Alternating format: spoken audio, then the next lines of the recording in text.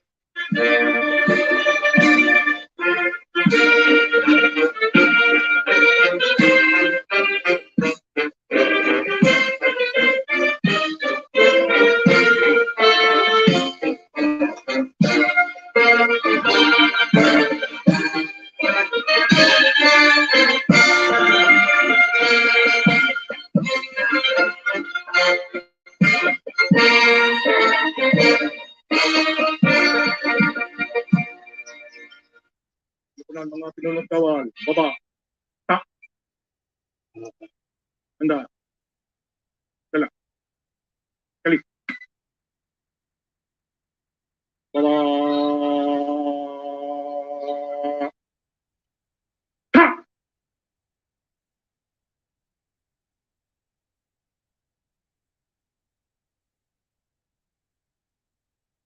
Mahal na Pangulo, handa na po ang tanod paneral upang libutin.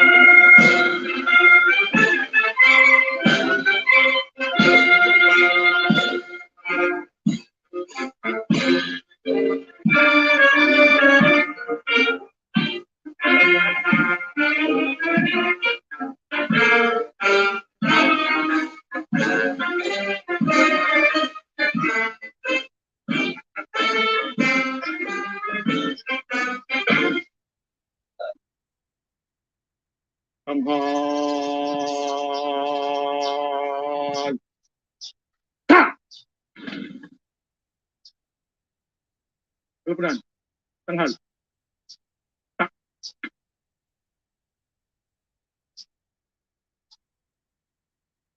Baba. Tak. Handa. Dala. Kalik. Baba. Tak.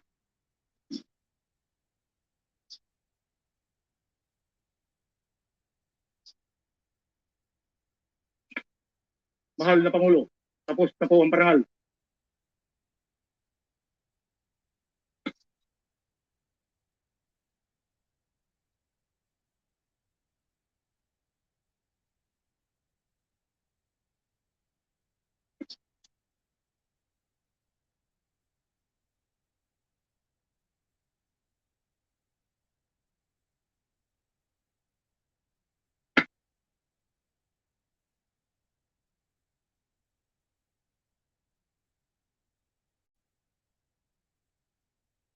Kasama, pinapabot ng ating mahal na Pangulo, Pangulong Rodrigo Roa Duterte, Pangulo ng Republika ng Pilipinas, ang kanyang taos-pusong pasasalamat sa parangal na ating iginawad sa kanya sa umagang ito.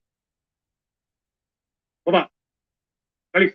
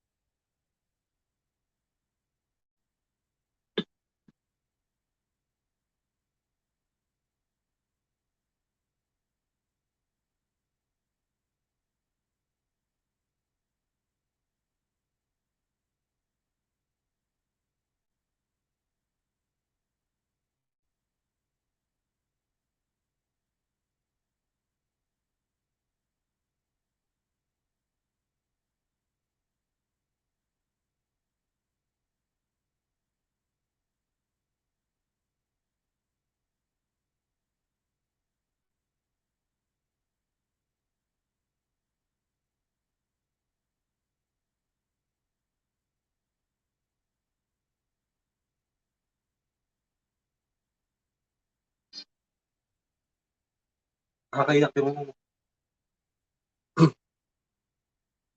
naiiyak din yung mga nasa views, yung mga nanonood, oh. Nakakaiyak naman talaga, di ba?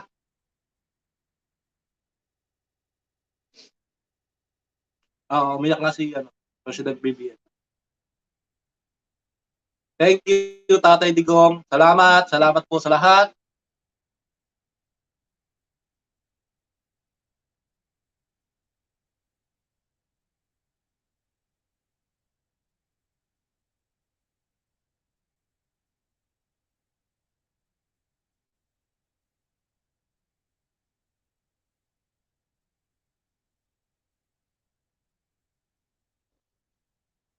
Alis na si Aalis na si Pangulong Duterte.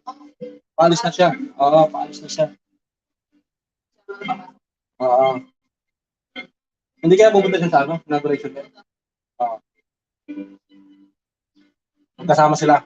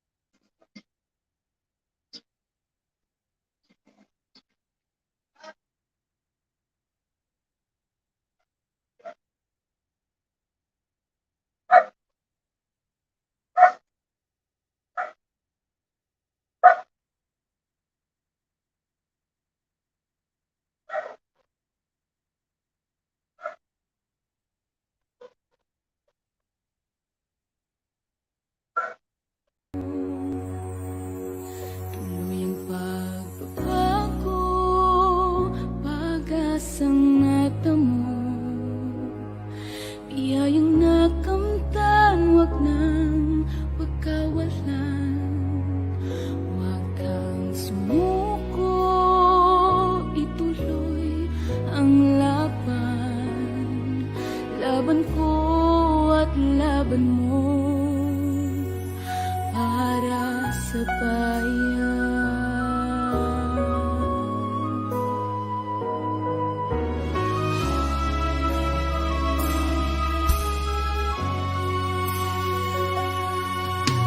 Hindi dapat magwawakas ang paglilingkod na wakas. Hindi dapat lilipas, may darating pang bukas. Ang madilim na kahapon, sumpa ng nakaraan, tuluyan ng ibabaon. Huwag nang mamuhay sa dapit hapon. Tuluyang pagbabago, pag-asang natamo, biyayang nakamtan, wag nang pagkawalan. Wag kang sumuko, ituloy ang laban. Laban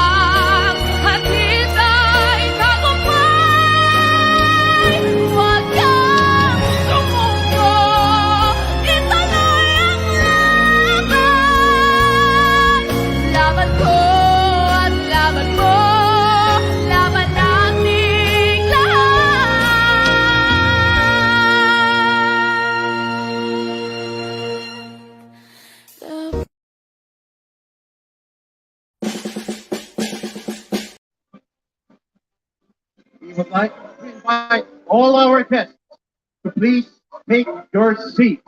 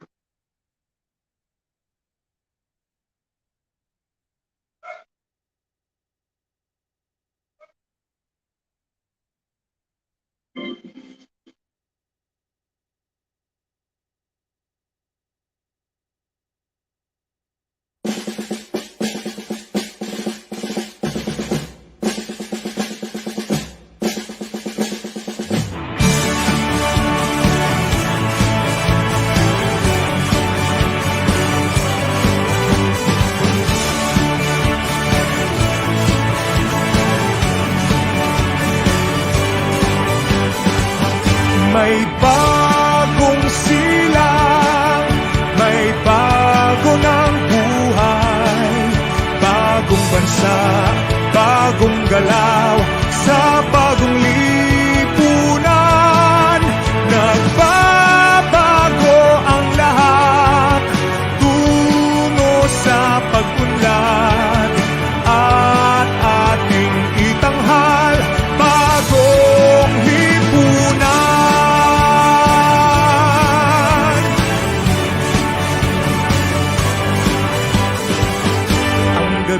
Nagmaliw ng ganap at lumipas na ang magdamag.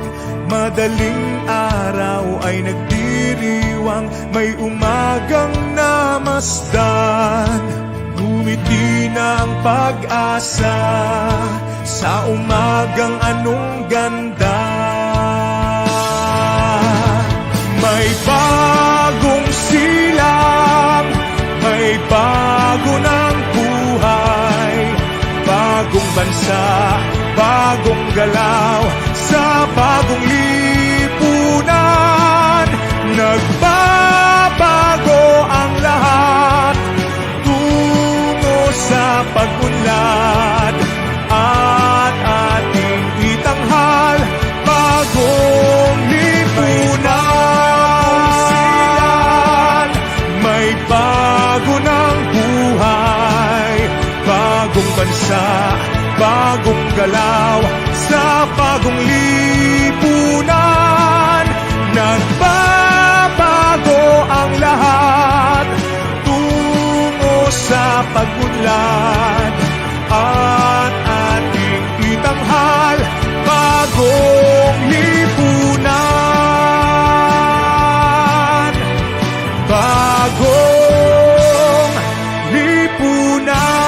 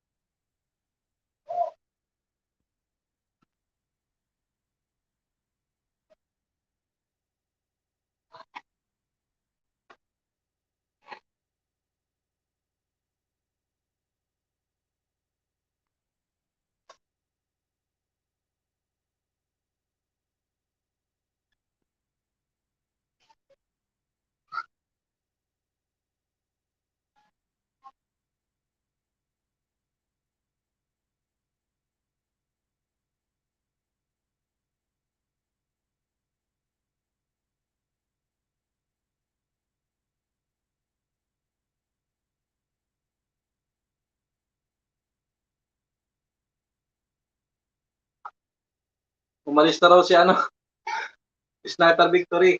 Wala talaga signal doon. May signal jammer. Kaya dito na lang ako sa bahay. Maraming salamat, Sniper Victory. Thank you. Sa like and share. Thank you, ha. Dito na lang tayo. Magtaga tayo. At least meron tayong ano. Courtesy po yan sa RTBM.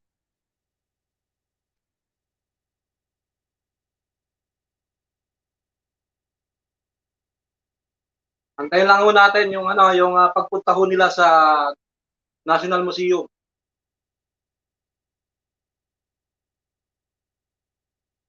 Magpalabas muna tayo ng ilang video dito.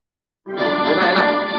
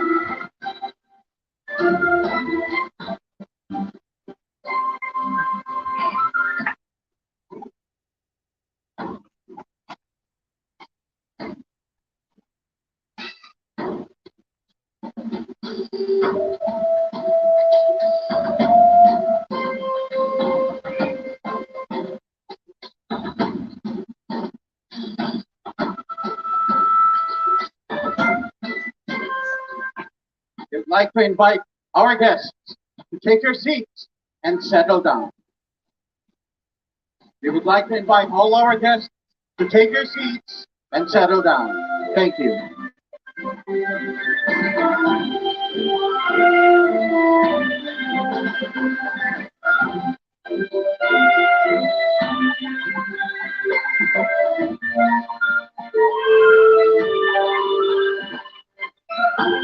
Ay, yung mga supporters ng laptop din pala yun.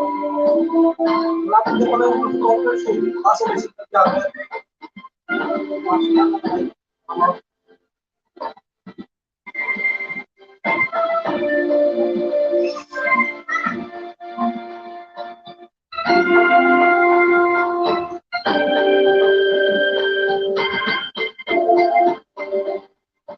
Palike and share po, palike and share.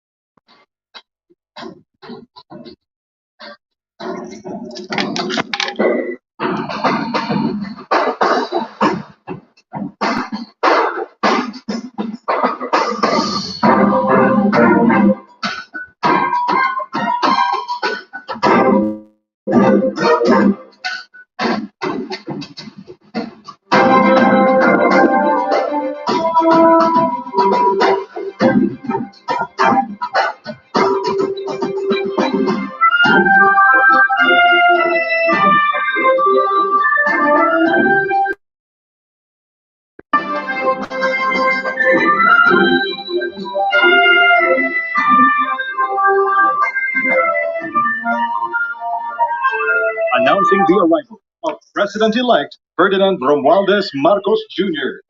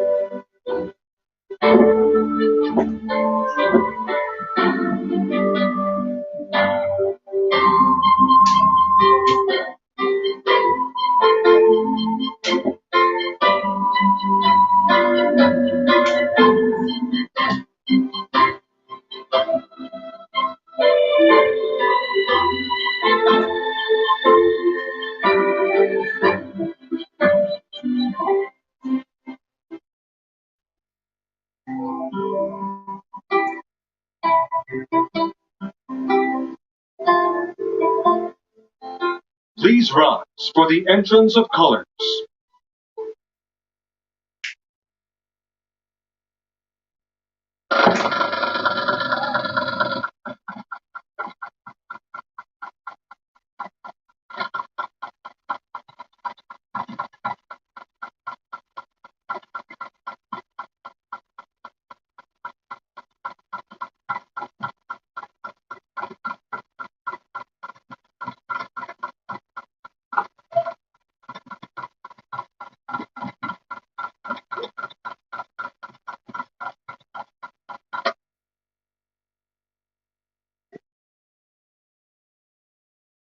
Let us all rise for the Philippine National Anthem.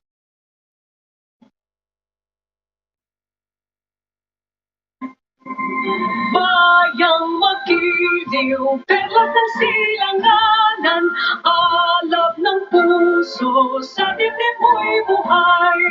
Lupang hinirang, buyan ka ng magiting, sa manlulupig, di ka pasisiig, sa dagat at bundok, sa simoy at sa langit mo maghang, may dilag ang tula at awit sa paglayang minamahal. Ang kislap ng wadawat mo'y tagumpay na nagdidingding.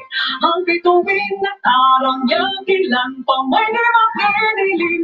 Lupa ng araw na hating pagsikat, buhay na langit sa piling mo.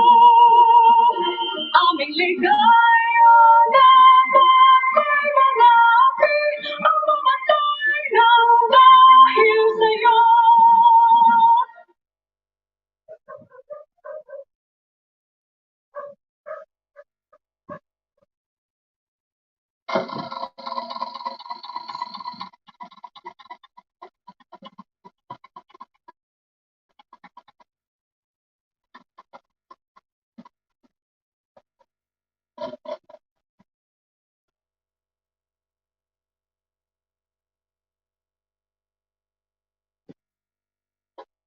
Please remain standing for the ecumenical prayer.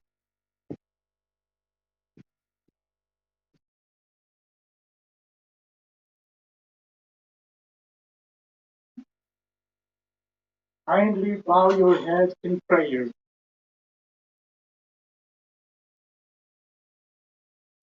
Sa ngalan ng Ama at ng Anak at ng Espiritu Santo. Amen. O Diyos naming maawain at mapagmahal, kami ay nagpapasalamat sa araw na ito na inyong nilikha, puspos ng biyaya para sa mundo at mga Pilipino, kung saan aming tinatanggap ang aming bagong Pangulo. Nawa ang araw na ito ay maghatid ng pagkakataon upang maging ganap ang aming hinahangad na pagkakaisa, kaunlaran at kapayapaan. Maging hudyat nawa ito ng tunay na pagbabago, paglilingkod at pag-asa. Sa ni Kristo naming Panginoon, kasama ng Espiritu Santo. Amen. Bismillahirrahmanirrahim. Qala rabbukum ud'uni astajib lakum. Ya Allah, the most gracious and the most merciful, please fill our mind and soul with good health and wellness forever. Bless us and our future leader, Ferdinand Romualdez Marcos Jr., a good health and spirit of wisdom so that he may serve his countrymen. We pray that our nation be crowned with compassion and nurtured by your love. ربنا آتنا في الدنيا حسنة وفي الآخرة حسنة وقنا عذاب النار وادخلنا في جنة مع الأبرار يا عزيز يا غفار يا رب العالمين. Panginoon po naming Diyos, banal ka po at makapangyarihan sa lahat. Pakitanggap po ang aming taos-sa-pusong pasasalamat sapagkat taglay pa naming lahat ngayon ang aming buhay at ang aming lakas. Sasaksihan po namin ang panunumpa ng bagong Pangulo ng aming Republika. Nagmamakaawa kaming lahat na tulungan mo po ang aming Pangulo, maging lahat ng mga namumuna sa aming pamahalaan, maipatupad ng pantay-pantay lahat ng mga batas, tungo po sa pag-unlad ng aming lipunan. Hinihiling po namin maghari sa amin ang iyong katwiran, sa ngalan po, Ama, ng aming Panginoong Hesukristo. Amen. Mapagpala po namin Diyos, binabalik po namin ang papuri at pasalamat sa inyong saganang biyaya na sa kabila ng mga krisis, pandemya, kami po ay patuloy na tumitingin na kami po ay merong bagong lipunan na kung saan ang bawat isa sa amin ay magkakaisa upang kami po ay umunlad. Panginoon, inyo pong puspusin ng biyaya ang aming bagong Pangulo. 10 po ng kanyang buong sambahayan at pamilya. Gayon din po ang lahat ng mga gabinete, ang kanyang administrasyon. At salamat po na kami ay walang dapat ipangamba sapagkat kayo po'y nangako na kayo po ang sa amin. Ito po ang aming pakiusap sa pangalan po ng aming Panginoong Yesus. Amen. Salamat po, Ama, sa pag-ibig na pinupuno niyo sa puso ng bawat Pilipino. Pag-ibig na maaaring sandalan, gawing pundasyon at balangkas ng aming pagkakaisa. Patuloy niyo po kaming pag-umapawi ng pag-ibig sa bayan, sa inyo at sa aming kapwa. Sa pangalan ng Panginoong Yesus.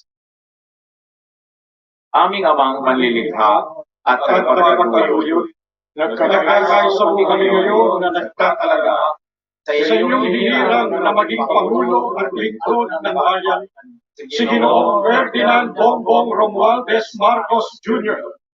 Sa kanyang pamumuno at pamamahala, Liwanagan niyo po siya ng inyong maningning na ilaw. Kasihan at puspusin ng inyong banal na diwa. Lapatan ng inyong mapagpalang kamay. Pangunahan at akayin ng inyong makatwirang tinig. At patuloy na pagkalooban ng nag-uumapaw na pag-ibig. At pagmamalasakit sa sambayanang Pilipinas. Bigyan niyo po siya ng mga makakatuwang sa pamamahala na may pusilak na kalooban, mga manunungkulang maalam, mabuklak at marubdob ang pagmamahal sa bayan. Kami pong lahat na mamamayan ay patuloy ninyong gabayan na maging tapat sa aming mga tungkulin sa bayan para sa isang maunlad at nagkakaisang Pilipinas. Sa maiksing sandali po ng tahimik na pakikipagniig sa ating Ama sa Langit, ipabatid natin ang ating mga niloloob at pasalamat.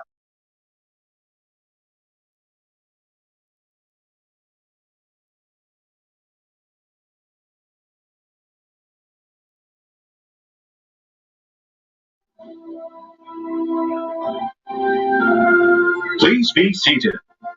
Welcome to the inaugural ceremony of President-elect Ferdinand Romualdez Marcos Jr. To begin, let us now witness and give a big round of applause to the military and civic parade.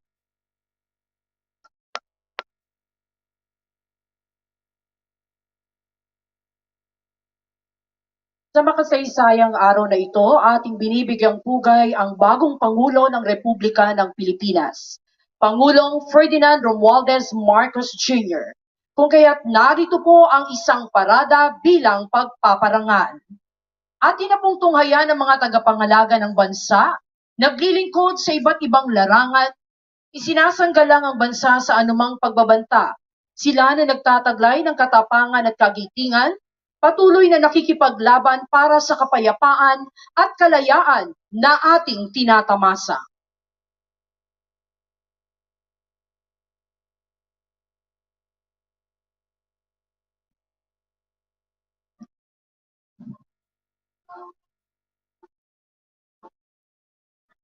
Bumubungad po ang parada na kinabibilangan ng ating Corps ng mga kadete ng Sandatahang Lakas at Pambansang Pulisya ng Pilipinas, gayon din po ang Tanod Baybayin.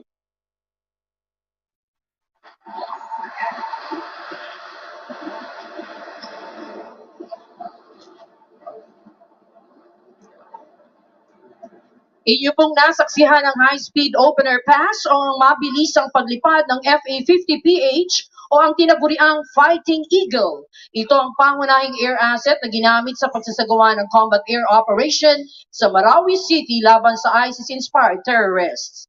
Naipamalas na ng FA-50PH Agila ng Pilipinas ang pagiging most lethal weapon system dahil sa iba't ibang katangian nito na ginagampanan sa pagdepensa at pag-atake sa ipapawid ng Philippine Air Force. Ang FA-50PH bilang air asset ay pinangangasiwaan ng ating 5th Fighter Wing, the home of the country's frontline fighters and jet trainers.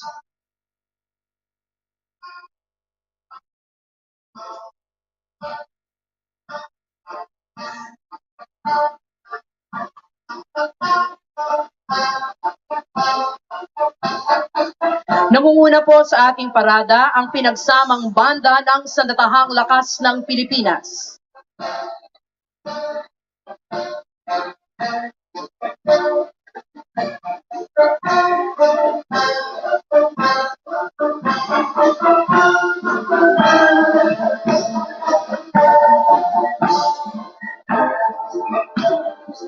Dumaraan po sa ating harapan ang commander ng tropa, Major General Jonas R. Lumawag, Philippine Navy Marines.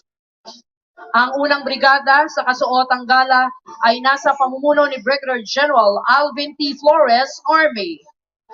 Ang unang batalyon ay binubuo ng Corps ng mga kadete ng Sandatahang Lakas ng Pilipinas na pinangungunahan ni Cadet First Class Edmond D. Logronio. Mula sa prestiyosong Philippine Military Academy, ang mga ginoo at binibining ito ang mamamahala sa iba't ibang sangay ng Sandatahang Lakas. Ikinikintal sa kanilang puso't isipan ng kagitingan, integridad at katapatan. Sila na sa hinaharap ay magiging kaagapay sa pagsusulong ng kapayapaan at kaunlaran ng bansa. Sumusunod ang batalyon ng mga kadete mula sa kilalang Philippine National Police Academy sa pangunguna ni Cadet Second Class Joshua R. Pulido. Hinuhubog ang karakter ng mga kadeteng ito upang mamuno sa hinarap ng nananaig ang paglilingkod, karangalan at hustisya, gayon din bilang makadiyos, responsable at respetadong mga public safety officers.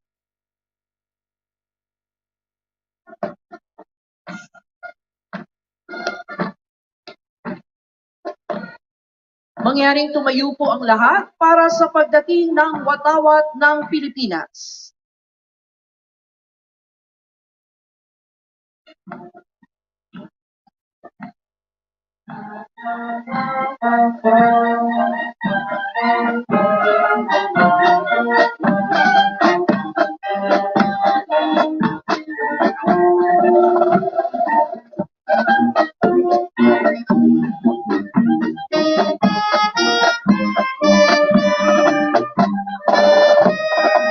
Mangyaring magsiyo po na ang lahat. Ating natutunghayan ang mga sagisag mula sa Sandatahang Lakas, Pambansang Pulisya at sa Tanod Baybayin ng Pilipinas. Ang pangalawang brigada sa kanilang kasuotang battle dress attire ay pinamumunuan ni Brigadier General Joanis Leonardi V. Maano ng Air Force. Sumusunod ang batalyon ng Special Operations Forces ng Sandatahang Lakas sa pangunguna ni Commander Ray R.G. Habonete ng Navy. Binubuo ang batalyon ng Scout Ranger at Special Forces ng Philippine Army, Naval and Special Operations Group ng Philippine Navy at 7th Special Operations Wing ng Philippine Air Force. Sila mga piling individual na ang kasanayan ay sa iba't ibang larangan at nakakaangat lalo na sa mga espesyal na operasyon. Narito naman ang batalyon na binubuo ng kapulisan at Tanod Baybayin na pinamumunuan ni Police Lieutenant Colonel Joseph C. Bayan. Ang ating kapulisan na tagapagpatupad ng batas ay papanatili ng kapayapaan at kaayusan at nagsisiguro sa kaligtasan ng ating mamamayan. Ang Tanod Baybayin ay nakatuon sa Maritime Search and Rescue, Maritime Law Enforcement, Maritime Safety, Marine Environmental Protection, at Maritime Security. Tunghayan natin ang mga sasakyan at gamit pantikma ng Sandatahang Lakas ng Pilipinas, Pambansang Pulisya ng Pilipinas at Tanod Baybayin ng Pilipinas, gayon din ang mga tauhang kabilang sa mga espesyal na unit, kasama na rin po ang pagsuportang unit. Nangunguna ang mga espesyal na unit ng Sandatahang Lakas ng Pilipinas, dariyan po ang Explosive Ordnance and Disposal Units, kabilang na rin po ang Chemical, Biological, and Radiological Nuclear Teams. Sumusunod naman po ang Kia Light Tactical Vehicle at Troop Carrying Vehicle. Narito rin po ang 11 Metro Rigid Hull Inflatable Boat ng Naval Special Operations Group ng Philippine Navy. Ginagamit ito sa mga espesyal na operasyon bilang suporta sa maliitang SEAL operation. Ang tinaguriang combat arm of precision ng Armor Assets. Nangunguna ang Commander B-150 na pangunahing nakadisenyo para sa panloob na operasyong pansiguridad ng bansa. Kasabay ang Simba Armored Fighting Vehicle ng Philippine Army na gumaganap para sa panloob na seguridad. Nariyan din po ang B-300 Armored Personnel Carrier ng Philippine Marine Corps, isang uri ng sasakyan na magagamit sa lupa o tubig man. Natutunayan naman po natin ang artillery assets na binubuo ng mga kanon ng Sandatahang Lakas ng Pilipinas. Nangunguna ang 20mm F-39 anti-aircraft cannons at iniakma ito bilang ground-based weapons mula sa dating M5 Freedom Fighters aircraft. Sumusunod ang Atmos 155mm Howitzer System na binuo bilang shoot-and-scoot weapon na agarang magre-responde sa mahirap na kalupaan at kritikal na lugar. Kontrolado ito ng electronic suit na may inertial navigation system based on lane method at automatic loader.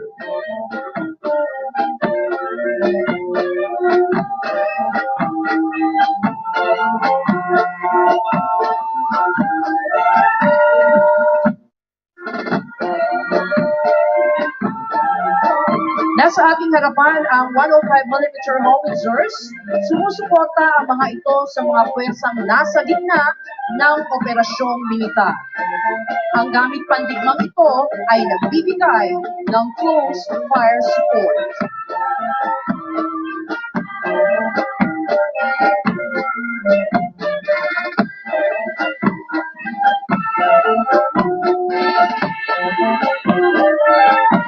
Inyo naman po nakikita ang 8-ton Euro trucks at 1 and 1/4-ton Sadco. Ang mga sasakyan ito ay ginagamit bilang bahagi ng combat support units. Gayon din sa panahon ng kagipitan, partikular sa humanitarian assistance and disaster response. Mga espesyal na sasakyang naglalaman naman ng mga gamit pang komunikasyon at sistemang pang-impormasyon na may kakayahan upang maisahatuparan ang ugnayan sa pamamagitan ng radio communication sa iba't ibang frequency bands. Ang mga sasakyan naman po at kagamitan ng ating pambansang pulisya ng Pilipinas sa tanod baybayin ng Pilipinas na pawang ginagamit sa iba't ibang larangan, seguridad at maging sa kampanya laban sa terorismo at humanitarian assistance and disaster response. Pinangungunahan ito ng PNP Highway Patrol na tinaguriang Guardian of the Highways na nakatuon sa operasyon sa lansangan para sa traffic safety at maging sa paglaban sa krimen. Dariyan po ang mga sasakyan ng NCRPO, ang forensic curve scene of the crime operatives, ang chemical, biological, radiological, nuclear, and explosives, at ang pinagsanib na explosive ordnance at K9 mobile vehicle van. Natutunghayan natin ng SWAT van, Special Action Force, na lula ng Multipurpose Armored Vehicle Personnel Carrier at MG Rubber Bullets.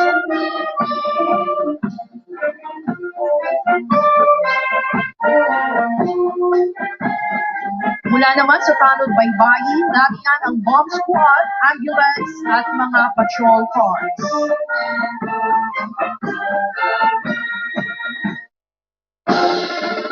Nariyan po ang kanilang jet ski para naman sa agarang makatugon sa seguridad at search and rescue operations.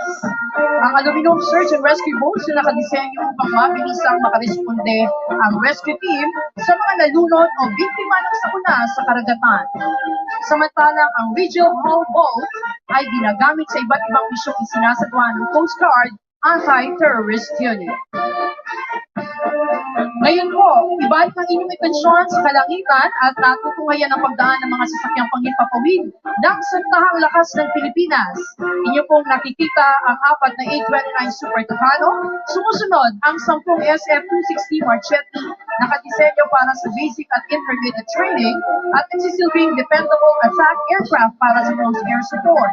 Nariyan din ang 4 na Cessna aircraft at ang panguli sa hanin ng mga sasakyang panghimpapawid, ang siyang na T-41 trainer aircraft. Ang tinatawag na trainer aircraft ay ginagamit sa basic pilot training ng Air and Education Command ng Philippine Air Force. Mga kababayan, atin pong natunghayan ang ating sandatahang lakas, ang pambansang pulisya at ang tanod baybayin ng Pilipinas na maaasahan mapaanumang larangan saan man at kailanman. Sila ang ating mga kaagapay upang mapanatili ang kaayusan, katiwasayan at kapayapaan sa buong kapuluan para sa masaganang kinabukasan ng ating bayang Pilipinas.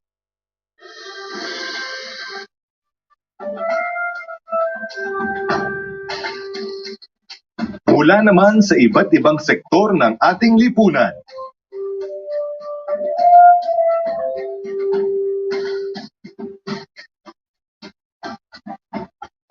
Ang ating mga bayaning katuwang sa lalong pagpapaganda at pagpapaunlad ng ating bansa.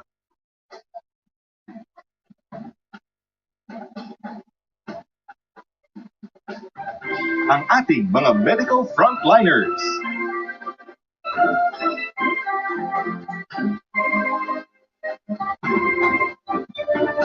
Sa panahong singdilim ng pandemya, ang mga bayaning nagniningning ng pinakamaliwanag.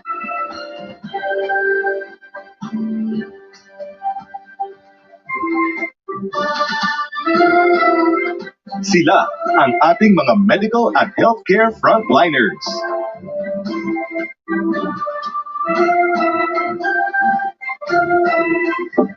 Nanganganib sa bawat araw upang masigurong ligtas at protektado ang bawat pamilyang Pilipino.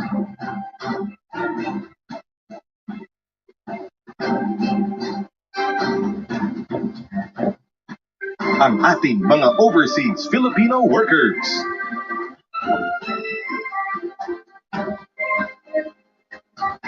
Sa ibayong lupa man o karagatan. Ang manggagawang Pilipino ay tinitingala ng ibang bayan. Dahil sa kanilang husay, galing, at pagmamahal sa trabaho.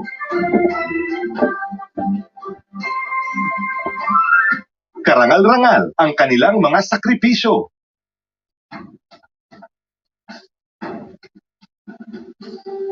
Malayo sa kanilang mga mahal sa buhay.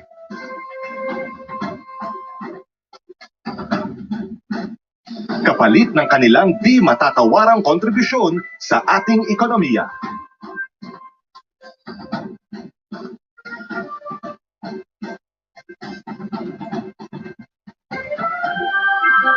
Mga atletang Pinoy sa larangan ng palakasan. Walang tatalo sa puso ng atletang Pinoy. Dugot pawis at sakripisyo mula pagkabata upang makamtan ang medalyang hinahangad.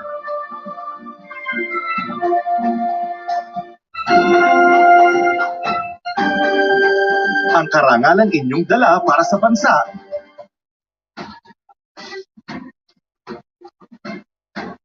sa bawat labang buhay ang inyong itinataya ay kabayanihang ating kinikilala.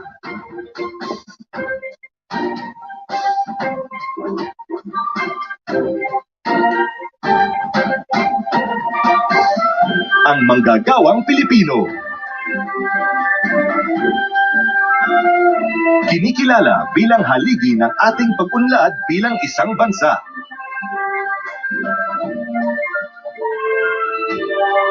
Ang kanilang pagpupunyagi at pagsisikap na maitaguyod ang pamilyang Pilipino sa kapila ng anumang balakid ay ating bigyang dangal. Anumang industriya o antas ng panunungkulan, ang bawat manggagawang Pilipino ay bahagi ng pagbabago.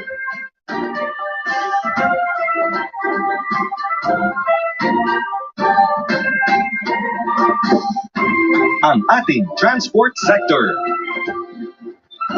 panlupa, pantubig, o panghimpapawid.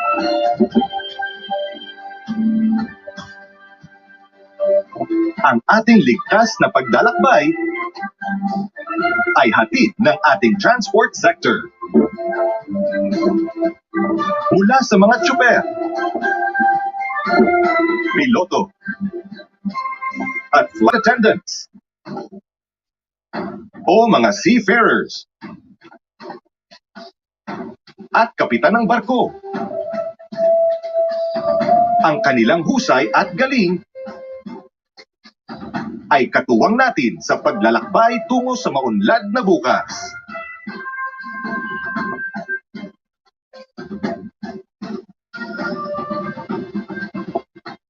Isang pagpupugay sa ating mga magsasaka. at mangingisda.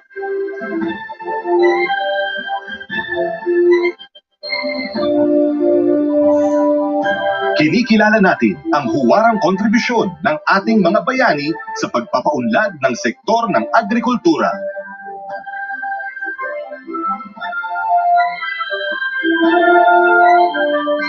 Ang ating likas na yamang lupa at karagatan.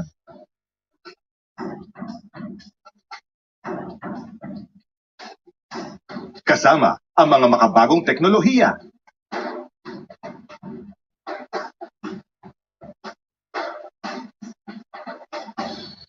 Isang masaganang kinabukasan para sa agrikultura at matibay na seguridad sa pagkain ang naghihintay sa atin.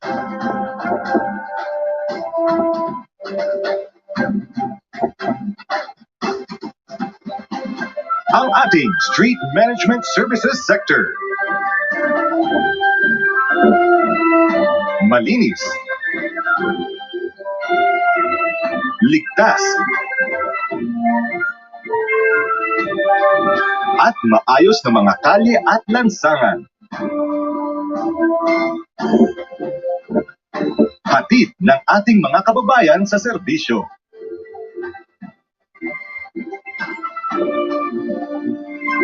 Sinisigurong malinis ang ating kapaligiran.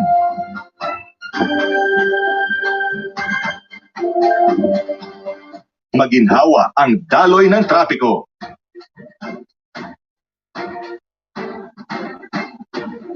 At ligtas ang ating publiko sa daan.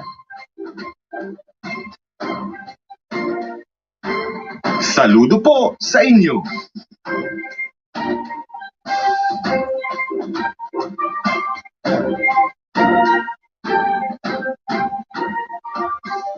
Ang ating construct.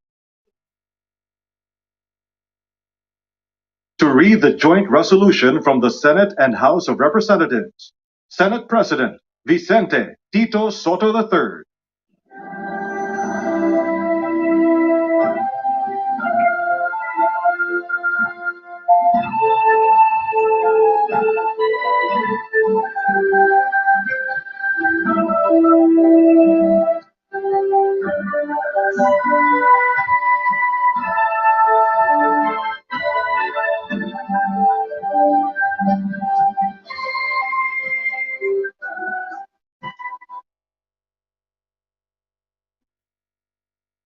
As the Senate President and co-chair of the joint public session of Congress that canvassed the votes for presidential and vice presidential candidates in the national elections held on the 9th of May, 2022.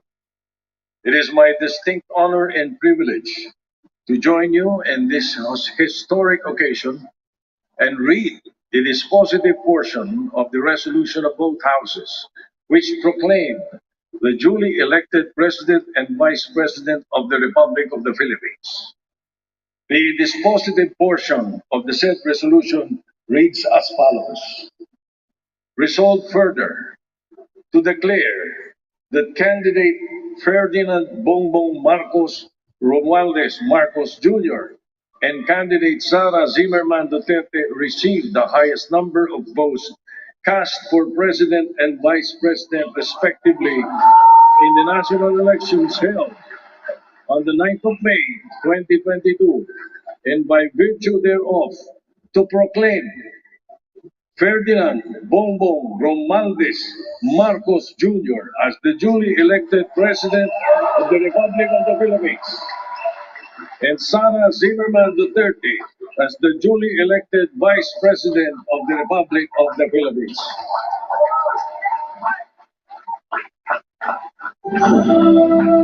To administer the oath of office to President-elect Ferdinand Romualdez Marcos Jr., Chief Justice Alexander G. Gasmundo. May we request on stage Attorney Liza Araneta Marcos, Ferdinand Alexander Sandro Marcos, Joseph Simon Marcos, and William Vincent Marcos to witness the oath taking.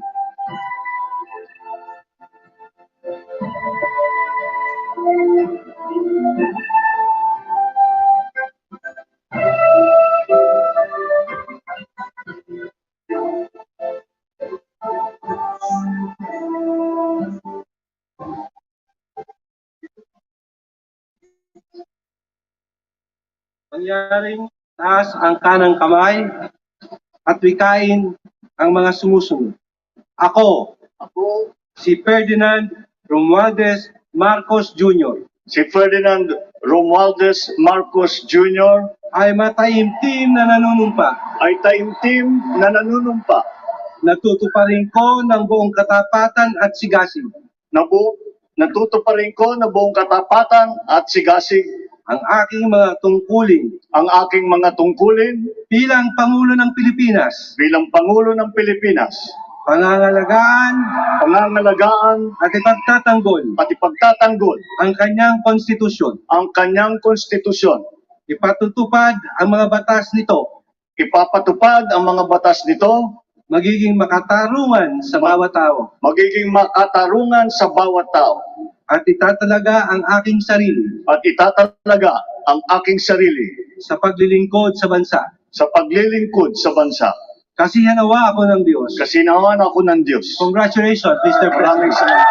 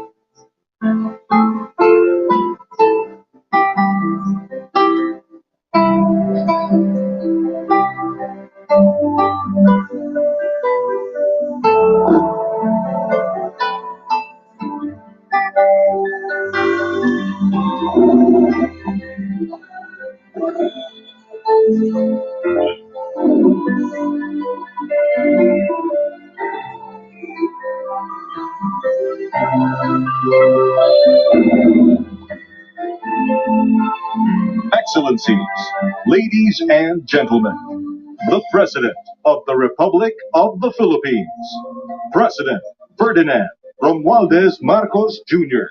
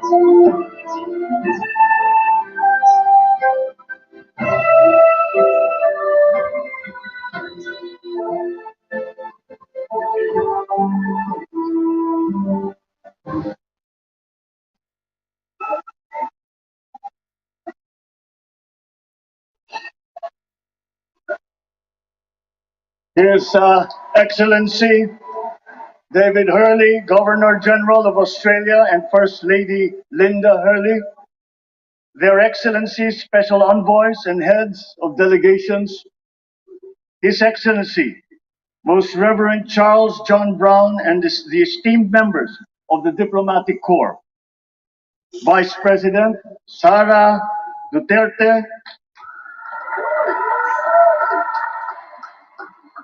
President Fidel Ramos, President Joseph Ejercito Estrada,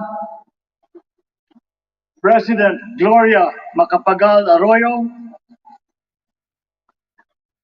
Senate President Vicente Soto III, and the honorable members of the Philippine Senate, House Speaker Lord Alan J. Velasco, and the honorable members of the House of Representatives, Chief Justice Alexander Gesmundo, and the honorable justices of the Supreme Court, of course, First Lady Lisa Araneta, and my children, Alexander, Sandro, Simon, and Vincent. I cannot proceed without a special greeting, of course, to the former First Lady Imelda Romualdez Marcos.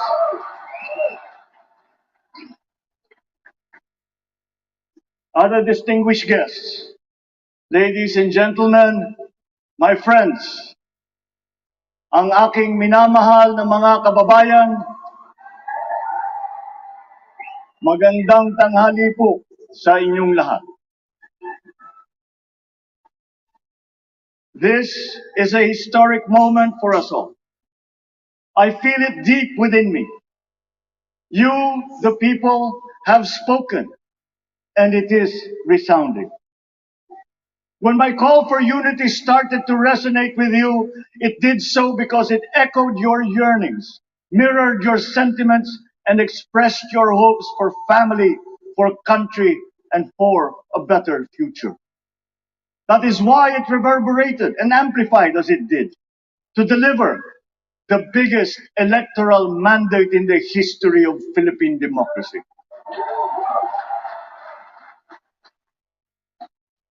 By your vote, you rejected the politics of division.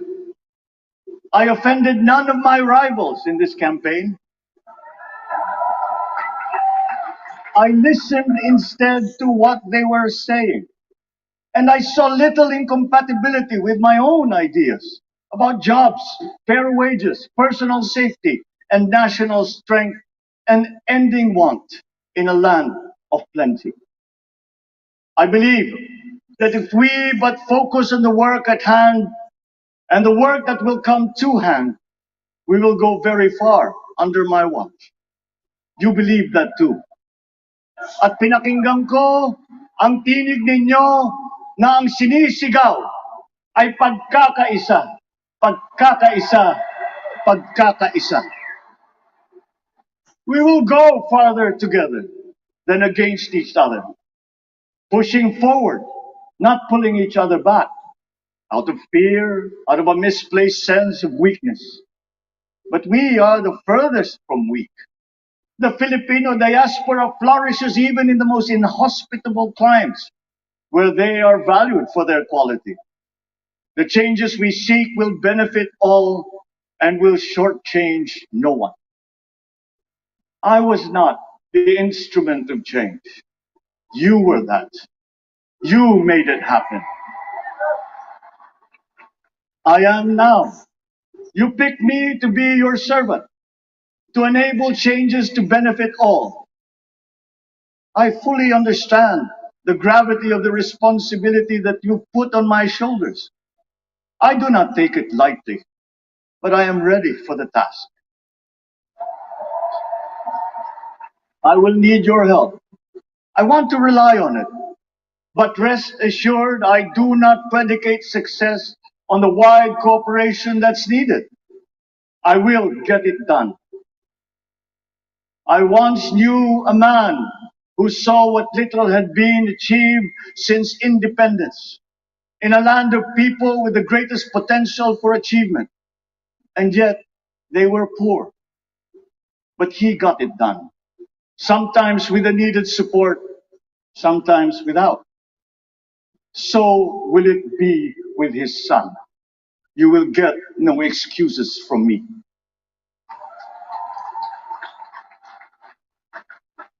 I am here not to talk about the past. I am here to tell you about our future. A future of sufficiency, even plenty, of readily available ways and means to get done what needs doing. By you, by me. We do not look back, but ahead. Up the road that we must take to a place better than the one we lost in the pandemic. Gains made and lost, opportunities missed, well-laid plans superseded by the pandemic. Indeed, ours was the fastest growing economy in ASEAN by ways now outdated. We shall be again by a radical change in the way the world must now work to recover what we have lost in that fire and move on from there. We face prospects of the spread of the war abroad, of which we are totally blameless. We seek friendship with all. But our countries like ours will bear the brunt of it. And if the great powers draw the wrong lessons from the ongoing tragedy in Ukraine, the same dark prospect of conflict will spread to our part of the world. Yet, there is more out there. Like going forward by new ways of doing that the pandemic forces to adopt. A stronger resilience, quicker adaptability. They are our best prevention. They are our best protection. Quiet reflection in a rough and tumble campaign of a breadth and intensity never experienced revealed some of them, such as a willingness to listen despite the noise, the hesitation to quarrel over differences, and to never, ever give up hope of reconciliation. These gave me the peace to ponder deeper. There are hints of a road not taken that could get us out of here quicker to something better, something less fragile. There is also what you, the people, did to cope. But this time empowered by new techniques and more resources. You got by, getting some of what you needed with a massive government help. And for this, I thank my predecessor for the courage of his hard decisions. But there is a way to put more means and choices in your hands. I trust the Filipino. Imagine how much more you'd achieve if government backstops instead of dictating your decisions. Always there to pick you up when you fall, giving what you need to get past a problem. Imagine if it invested in your self-empowerment to bring it closer to taking on whatever challenges come. Imagine a country that, in almost every sense, is you.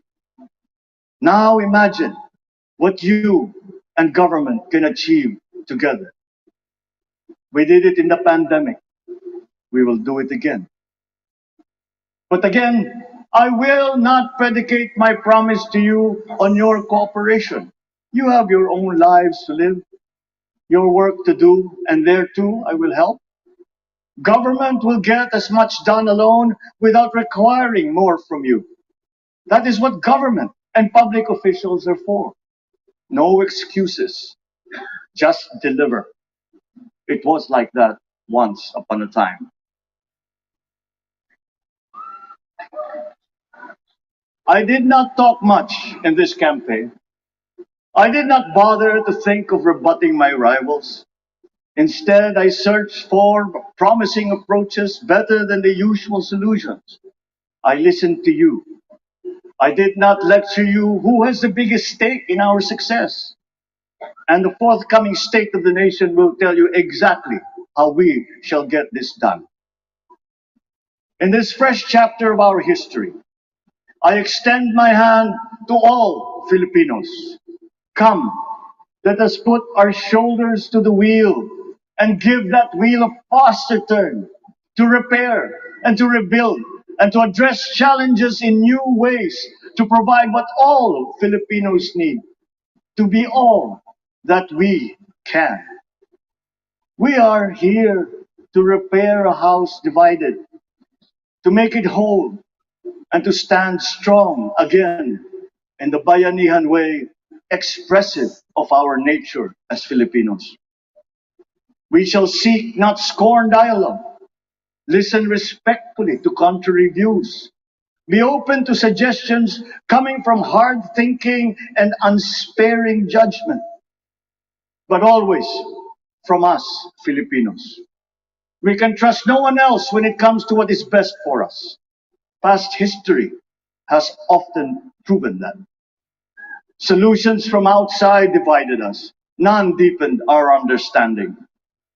They were always at our expense. Never forget, we are Filipinos. One nation, one republic, indivisible. We resisted and never failed to defeat foreign attempts to break up our country in my father's watch. His strongest critics have conceded that. So let us all be part of the solution that we choose. In that lies the power to get it done. Always be open to differing views, but ever united in our chosen goal. Never hesitating to change it, should it prove wanting.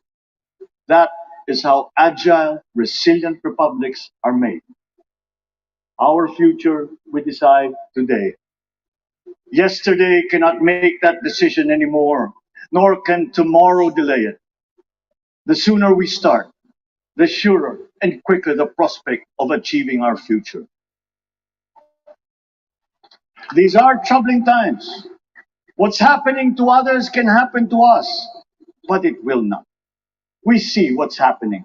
We are witness to how it is being stopped, and we have seen the glory that crowns struggle against all odds. Giving up is not an option. We've been through times of bitter division, but united, we came through to this when it shall begin again, but better. The campaigns I've run have taken me here where I stand today. I listened to you, and this is what I have heard. We all want peace in our land. You and your children want a good chance at a better life in a safer, more prosperous country. All that is within reach of a hard-working, warm, and giving race. Your dreams are mine. Pangarap nyo ay pangarap ko. How can we make them come true? How can we do it together? But I will take it as far as anyone with the same faith and commitment can, as if it depended entirely on himself. Sa pangarap na maging mapayapa ang ating bansa, ang pangarap nyo ay pangarap ko. Sa pangarap na maging maunlad ang ating bansa, ang pangarap nyo ay pangarap ko. At sa pangarap na maging mas masinang ang kinabukasan natin at ng ating mga anak, ang pangarap nyo ay pangarap ko. We are presently drawing up a comprehensive, all-inclusive plan for economic transformation. We will build back better by doing things in the light of the experiences that we have had, both good and bad. It doesn't matter. No looking back in anger or nostalgia. In the road ahead, the immediate months will be rough, but I will walk that road with you. The pandemic ravaged bigger economies than ours. The virus is not the only thing to blame. What had been well built was torn down. We will build it back better. The role of agriculture cries for the urgent attention that its neglect and misdirection now demands. Food self-sufficiency has been the key promise of every administration. None but one delivered. There were inherent defects in the old ways and in recent ways too. The trade policy of competitive advantage made the case that when it comes to food sufficiency, a country should not produce, but import what other countries make more of and sell cheapest. Then came Ukraine. The most vulnerable when it comes to food are the countries furthest away from the conflict, those bearing no blame for provoking it. Yet they face the biggest risk of starvation. If financial aid is poured into them, though it never is, there is nothing to buy. Food is not just a trade commodity. Without it, people weaken and die. Societies come apart. It is more than a livelihood. It is an existential imperative and a moral one. An agriculture damaged and diminished by unfair competition will have a harder time or will have no prospects at all of recovering. Food sufficiency must get the preferential treatment the richest free trade countries always gave their agricultural sectors. Their policy boils down to don't do as we do what we tell you to. I am giving that policy the most serious thought if it doesn't change or make more allowances for emergencies with long-term effects. There is a parallel problem in our energy supply. Sufficient fossil fuel-free technology for whole economies has yet to be invented. And it is not seriously tried by rich countries. Again, consider the response of the richest countries to the war in Ukraine. But surely, a free world awash with oil can assure supplies. Or we will find a way. We are not far from oil and gas reserves that have already been developed. What we teach in our schools, the materials used must be rethought. I am not talking about history. I am talking about the basics, the sciences, sharpening theoretical aptitude and imparting vocational skills, such as in the German example, alongside the national language with equal emphasis and facility in a global language, which we had and lost. Let us give OFWs all the advantages we can for them to survive and to thrive. Our teachers from elementary up are heroes fighting ignorance with poor paper weapons. We are condemning the future of our race to menial occupations abroad. Then they are exploited by traffickers. Once we had an education system that prepared coming generations for more and better jobs. There is hope for a comeback. Vice President and soon-to-be Secretary of Education, Sara Duterte Carpio, will fit that mission to a T. We won't be caught unprepared, under-equipped, and understaffed to fight the next pandemic. To start with, we never got over the pandemic of poor, if any, free public health. The last major upgrade of a public health system, exemplified by the resources poured into PGH, predates the current shambles by 3 generations. Our nurses are the best in the world. They acquitted themselves with the highest distinction abroad having suffered even the highest casualties. With the same exemplary dedication at home, they just got by. They are out there because we cannot pay them for the same risk and workload that we have back here. There will be changes starting tomorrow. I am confident because I have an OPLE in my cabinet. There were shortcomings in the COVID response. We will fix them out in the open. No more secrets in public health. Remember, I speak from experience. I was among the first to get COVID. It was not a walk in the park. My father built more and better roads, produced more rice than all administrations before his. President Rodrigo Roa Duterte built more and better than all the administrations succeeding my father's. Much has been built, and so well, that the economic dogma of dispersing industry to develop the least likely places has been upturned. Development was brought to them. Investors are now setting up industries along the promising routes built. And yet, the potential of this country is not exhausted. Following these giant steps, we will continue to build. I will complete on schedule the projects that have been started. I'm not interested in taking credit. I want to build on success that's already happening.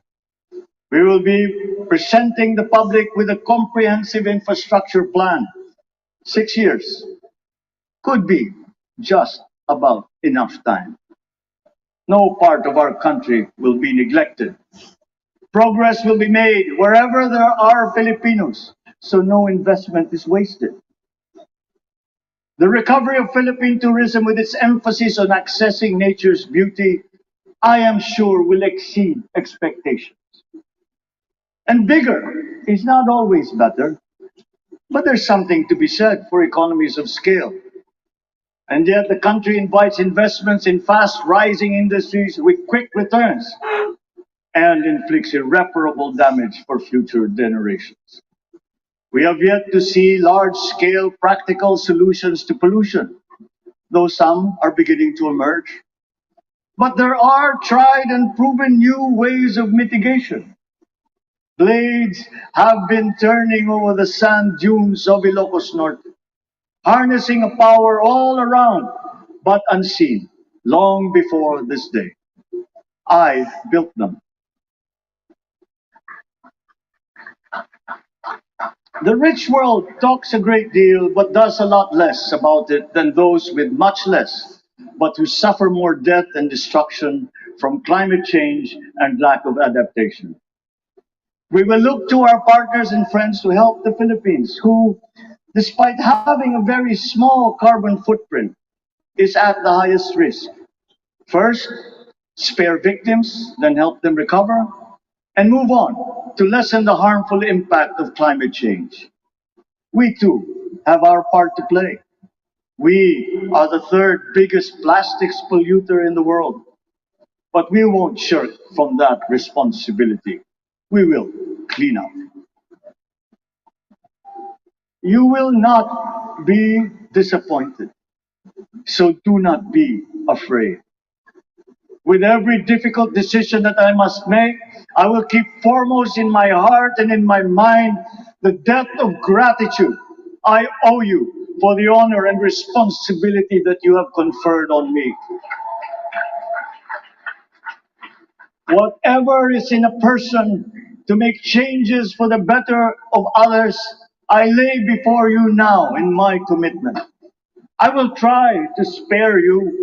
You have your other responsibilities to carry. But I will not spare myself from shedding the last bead of sweat or giving the last ounce of courage and sacrifice.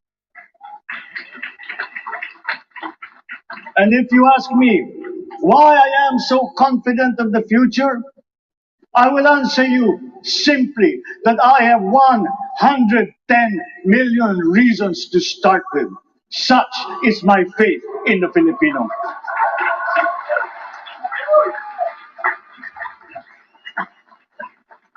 Believe, have hope. The sun also rises like it did today and as it will tomorrow. And as surely as that, we will achieve the country all Filipinos deserve. God bless the Philippines. God bless our work. Maraming salamat po sa inyong lahat. Mabuhay ang Pilipinas. Magandang tanghali po.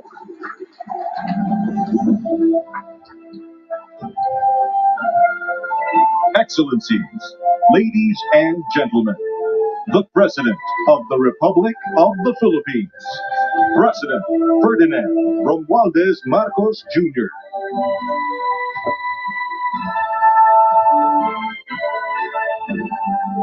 We will now have a photo opportunity with President Ferdinand Romualdez Marcos Jr.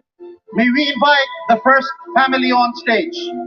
First Lady Liza Araneta Marcos, Ferdinand Alexander Sandro Marcos, Joseph Simon Marcos, and William Vincent Marcos.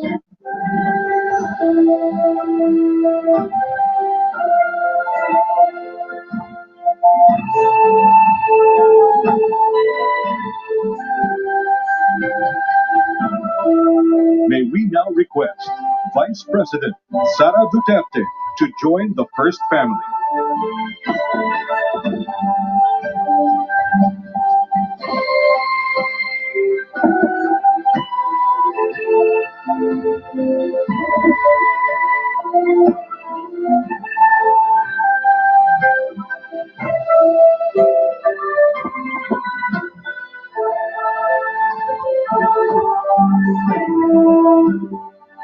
May we now request on stage Chief Justice Alexander G. Gesmundo and Senate President Vicente Soto III to join the first family.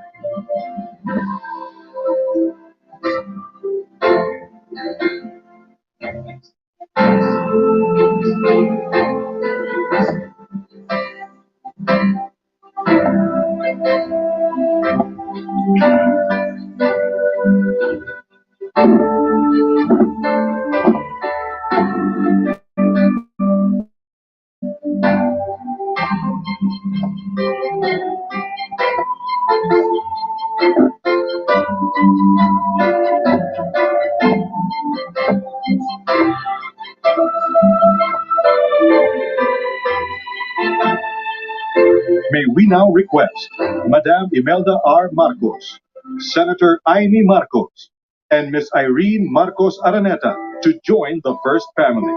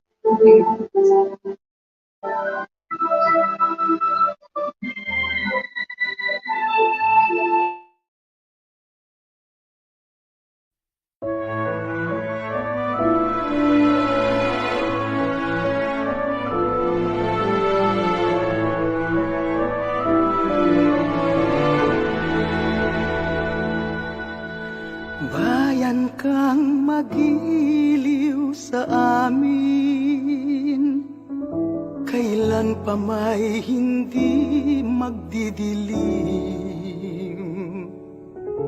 Busilak ang dilaw, puti, pula, bughaw, dama sa iyong tatlong bituin at araw.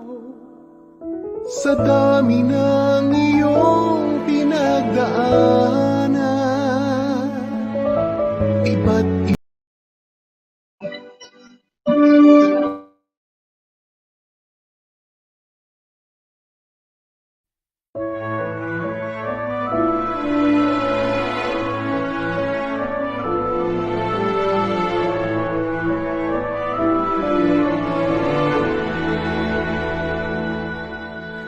bayan kang magiliw sa amin, kailan pa may hindi magdidilim. Busilak ang dilaw, puti, pula, bughaw, dama sa iyong tatlong bituin at araw. Sa dami ng iyong pinagdaanan, iba't ibang sigwa ang naranasan. Kapit lang sa Diyos na may pagtitiwala, pinagtagumpayan ng mapayapa. Magkaisang tinig sa panalangin pagpalain ang pinakamamahal na lupang hinirang natin. Watawat mo'y itataas, itataniyak, itatanghal ang awit sa ating bayang minamahal.